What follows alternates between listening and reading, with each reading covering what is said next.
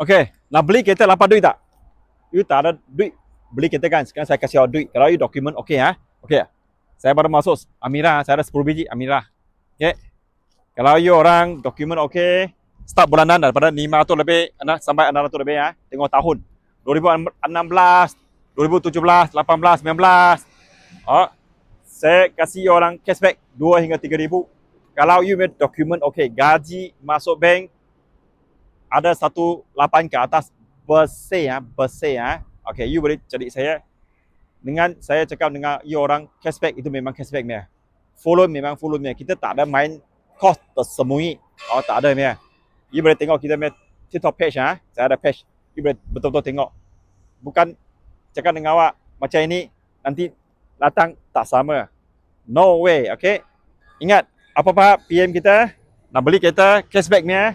Bukan ini ajalah, lain kereta pun boleh ya. Dengan full loan, kita buat full loan dengan cashback sahaja. Tak ada ambil awak duit. 1 sen pun tak payah. Lagi kasih awak warranty. Okey? Ini saya Otto. Jesitan. Terima kasih.